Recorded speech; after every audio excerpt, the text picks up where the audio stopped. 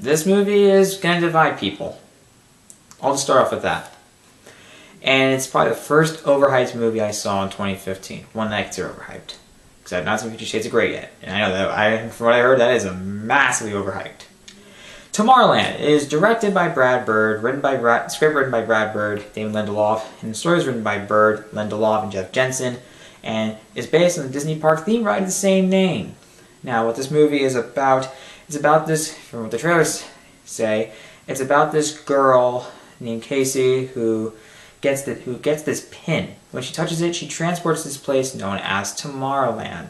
And from the second trailer, it just disappears. Well, okay, here's how it actually works on the trailer. The trailer kind of putting a little different. It's not misleading, but here's the thing is. One day when she gets the pin, she starts transporting to Tomorrowland, trying to, experience it, disappear into our world, I guess.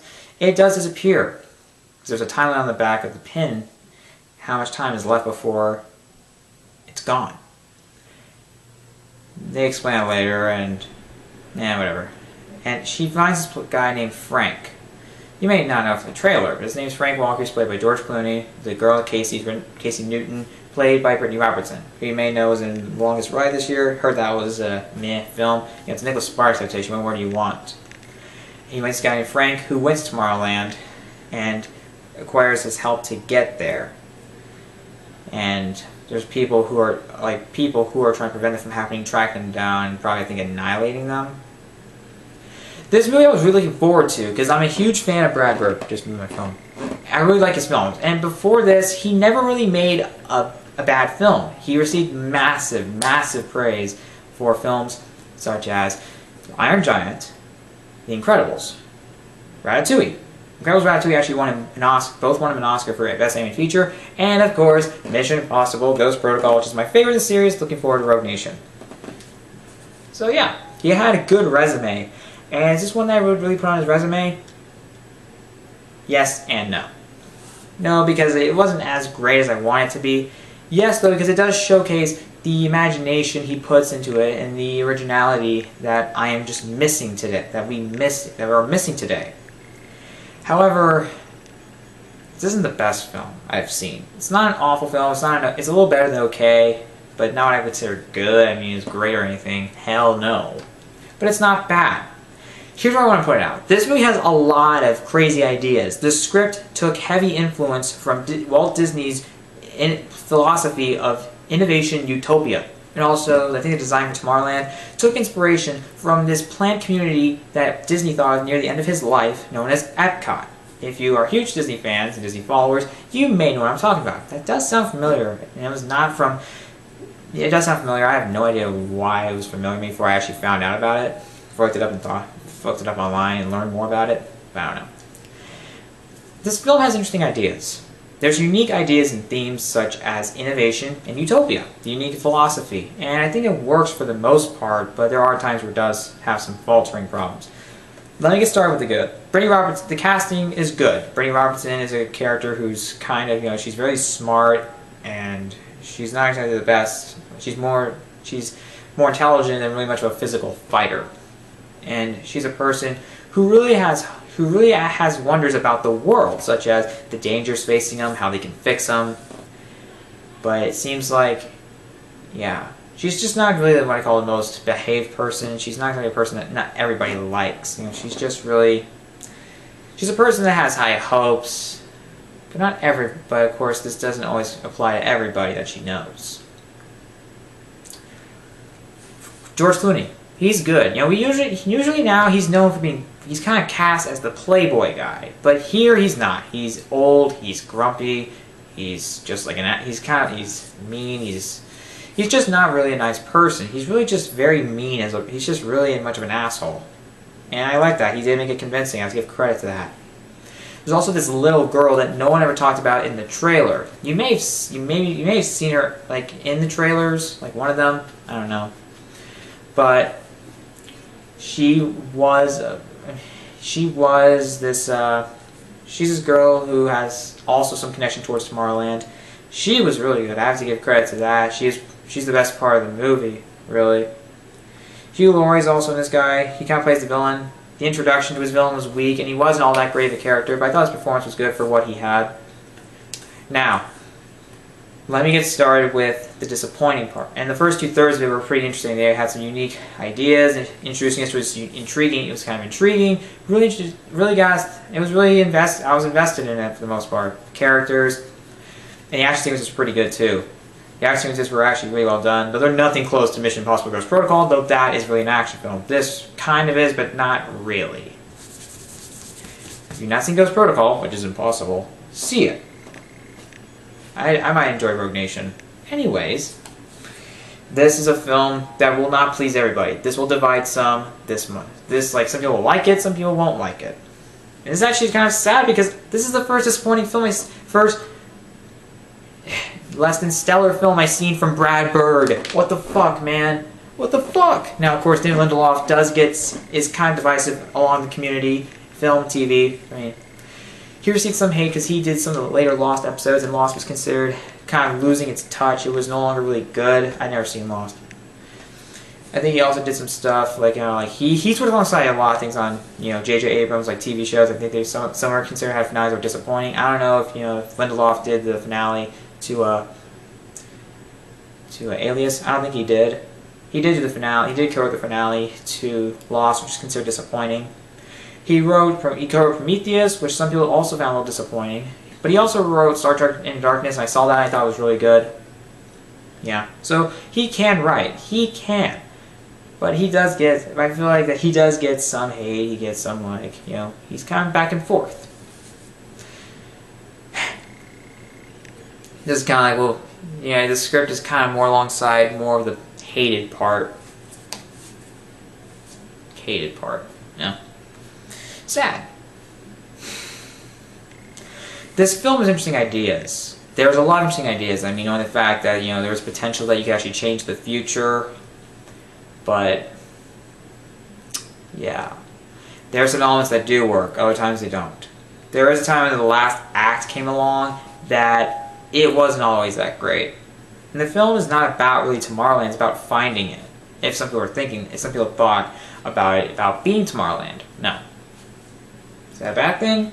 Not really, but it didn't always work to its benefit. This film is flawed, but there are some things I can admire more than hate about it. This is more of an initial impression, guys. I may do another video.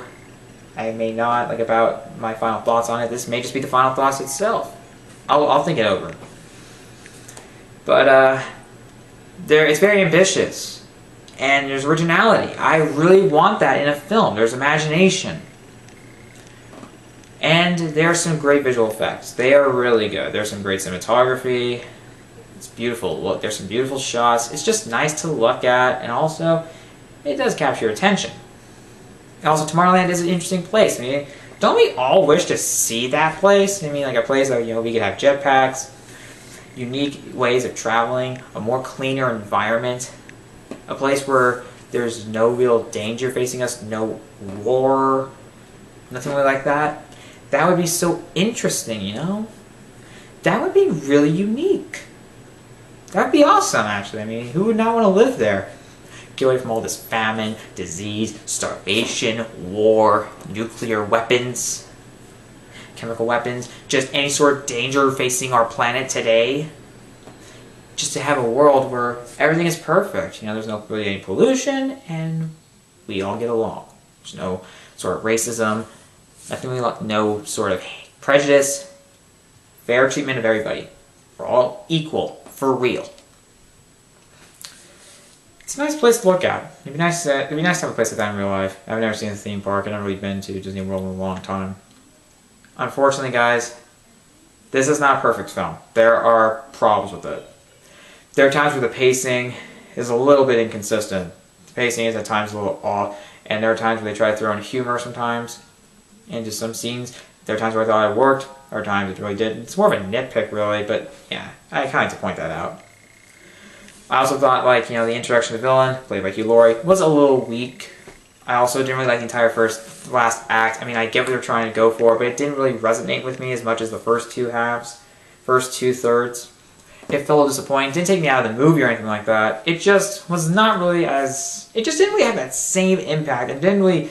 The conclusion wasn't as satisfying as I wanted it to be. There was some emotion in the characters, and you get some characters with a good amount of depth to be invested in and care about. But there are problems. This will, like I said at the beginning, this film will divide people. Some people might like it, some people might not. Average filmgoers, depending on your taste. Average filmgoers, they may think it's okay, they may just not like it altogether. Sci-fi enthusiasts, they may find something more to like in it. Same for people who are wanting something more out of their cinema experiences or searching for something more original and new. I recommend seeing the movie, for the most part. Yeah, there are some things I wouldn't recommend, but overall I do recommend the movie. If you are looking forward to it, go ahead and see it and form your own opinion. I don't care. If you want to see it, I'm not forcing you back. This is my opinion. There are times where I tell you not to see other movies, and there are times where I really mean it. Like Paul Mall Cop 2. How is it making money? That thing's a piece of shit. Anyways, there are ideas that work, other things that don't. The last act was not as great as the first two. It didn't fall flat, but it just really didn't have that same impact that the first 2/3 did. This film could have been something a little different. I thought they could change some things in the script, like change a lot more story elements, It's not all that great. There are times where I thought it was a little uneven, and I thought, it didn't have the best. I mean, it was a little messy in terms of the narrative. It wasn't terrible. I still found myself a little bit engaged. I still found myself entertained by it. But it's a film that really requires a more stronger... I gotta think more about it, really. Overall, I think the film was more good than bad. I didn't think it was bad. I thought it was a little better than okay. 3 out of 5. That's what I'm going for. But it's a film that's just not easy to like. You may find a lot more problems in it. I don't know, depending on your taste, what your stance is with sci-fi, and if you are really into sorts of things like ambition and originality. This is the first one I saw from Brad Bird that I found a disappointment, and I feel I would really consider part of his resume. It's just so sad. I love this guy. He'll obviously make up for this, but I really wanted this film to be better. I really thought it would be good. I was really, really excited. And I was disappointed. It's like Interstellar. I mean, I love Christopher Nolan. I thought it was good, but it was so disappointing. It was really overhyped, especially the last act. It just didn't really hit the same notes as the first two, and that was just really ambitious and original as well. Although one thing I have to admit, Brad Bird could direct a Star Wars film. He actually was originally supposed to direct Star Wars Episode 7 when he stepped out to do Tomorrowland. Best career choice? I don't think this will hurt him, really. I mean, I don't think this will really hurt him, but it might get him some sort of... it'll divide people, like I said. Some people might like it, some people might not, some people will some people will admire him for doing it, some people might not, would have said, hey, do Star Wars instead. I hope he directs Episode 9, or any of the spin-off movies, because they haven't gotten a director for Episode 9 yet. Yeah. Anyways, he can direct. I'm still excited for J.J. Abrams doing Star Wars Episode 7. And actually, the most recent teaser trailer was on that movie when I was watching it. Like the previews, they were showing it. They were showing the newest teaser trailer for Star Wars Episode 7. And holy shit, it was awesome. There's also one for Inside Out, which I am excited to see. I love Pixar. And so far, it has gotten some reviews, and they're good. They're all good. Hopeful. Let's hope you can still do this. Fucking focus. I need a new camera. It's image stabilization. Yeah, I need a new camera. That's better. Actually, I witnessed one person from my school, my robotics class, actually seeing it today. Ran into him twice. He actually thought it was really good. He thought it was good. I gotta think, maybe he's more basic or something like that. Maybe he's just not, I don't know. That's his opinion. I don't know what's really common about that. I might just ask him more about it at school on Tuesday. Memorial Day is on Monday, guys, if you don't already know that, which I find impossible, because, oh my god, it's Monday, we have no school Monday, yay! There are some things that work in Tomorrowland. There's some things that don't. I think it's a little better. It's better than okay. I saying it's good. it's a little too nice, but it's kind of on that border of being good. I recommend you see it. 3 out of 5.